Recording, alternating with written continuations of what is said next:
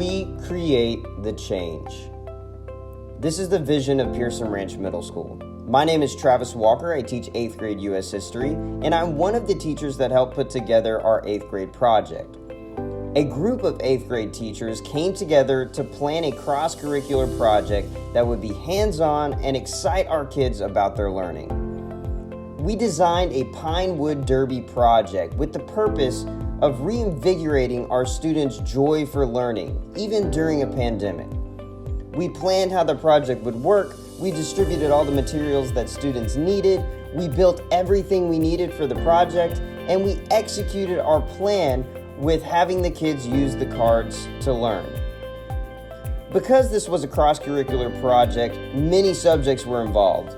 We had math involved, science involved, ELA involved, U.S. history involved. Even our FAC class was involved.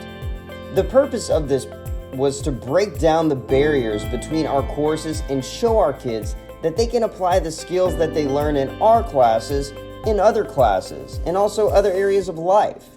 For example, in U.S. history, we taught the kids about the assembly line by forming an assembly line to pack the bags for distribution. We also taught the kids about interchangeable parts during our industrialization unit because the cars are made up of interchangeable parts.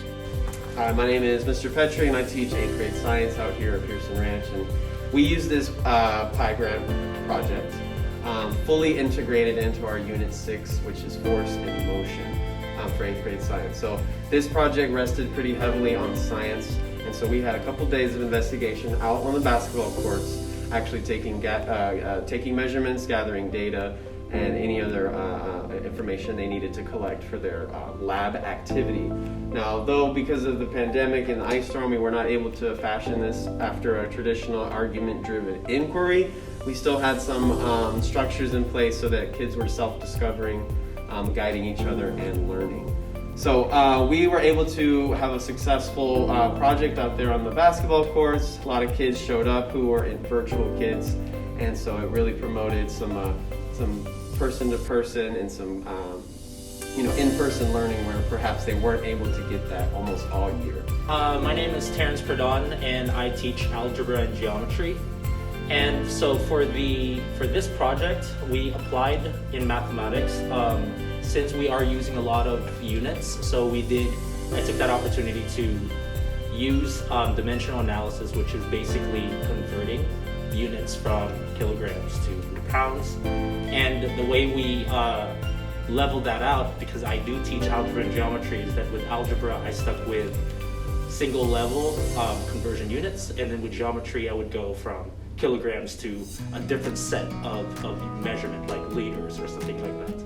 So it allows them an opportunity to actually use what they know and somehow have some sort of relationship with the actual project at hand. Okay, so 8th graders in language arts were given an article called Gut Math, and we talked about how you are instinctively born or innately born with some mathematical abilities, and we just kind of connected that to the fact that they were learning about Newton's laws in science, and those all had those mathematical qualities because math is all around you. And so we read this article about how they approximate all the time mathematically. They've done it since they were babes, and animals do it, all kinds of animals do it. And so we just used this article as a jumping off place to connect what they were doing in science to also what we do in language arts. Just that connection of math is everywhere, science is everywhere,